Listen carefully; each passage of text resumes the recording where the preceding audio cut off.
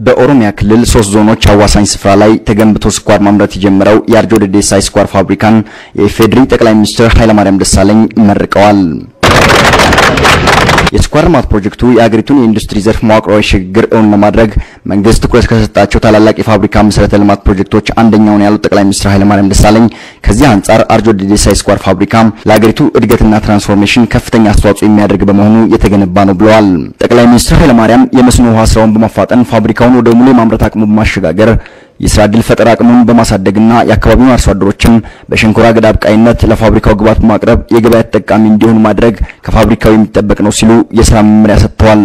የጀመርነው ትልቅ የግብር ስራ ጨርሰን የመስኖ መሰረተ ልማት ዝርጋታ ማፋጠን የሚገባን በመሆኑ ይህንን ግብር ስራ የያዘው የኢትዮጵያ ውሃ ስራዎች ኮንስትራክሽን ድርጅትና የሱ ተጓዳኝ የኦሮሚያ ውሃ ስራዎች ኮንስትራክሽን ድርጅት ሁለቱም ግብሩን ለማጠናቀቅ ከፍተኛ ርብርብ እንዲያደርጉ በዚህ አጋጣሚ ላሳስባቸው እፈልጋለሁ።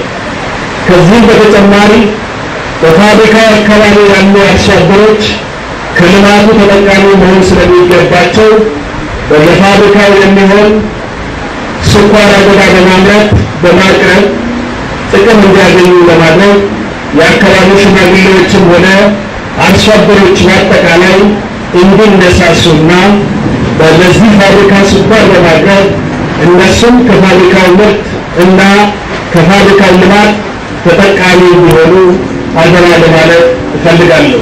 የአካባቢው አርሶ አደሮችና በፋብሪካው ተቀጥረው ስራ የጀመሩ ሰራተኞችም ፋብሪካው ገና ከጅምሩ ተጠቃሚነታቸውን እያረጋገጠ መሆኑን ነው የገለጹት። ለነዋሪው አርሶ አደር የኑሮ ለውጥ ያስከትላል።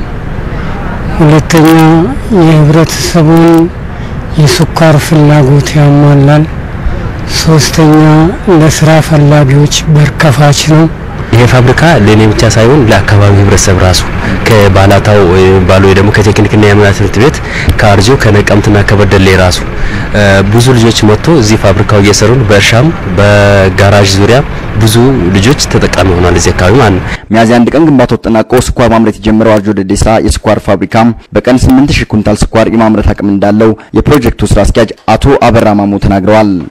የያዝነው 50000 ሄክታር መሬት ማለት ተጨማሪ ፋብሪካን የሚያስተናግድ ነው። ስለዚህ ተጨማሪ ፋብሪካዎች ለወደፊት ይታሰባሉ ማለት ነው። 50000 ሄክታር መሬት በመናለማበት ጊዜ ወይም ከ30 በላይ ካለማን ሌላ ፋብሪካ እንደሚያስፈልግ ነው ማለት ነው። ስለዚህ ለወደፊት ይሁሉ ይታሰባል። አሁን እስከ 8000 ለማድረስ ነው እየሰራን ያለነው። ፋብሪካውን የጀመረው የግል ባለ ሀብት ድጋም በማሳየቱ መንግስት ፋብሪካውን ተረክቦ በተያዘለት የጊዜ ገደብ ለፍጻሜ እንዳበቃው ተናግረዋል። ለኢትዮጵያ ብሮድካስቲንግ ኮርፖሬሽን አባይነህ ጥላሁን አርጆ ደዴሳ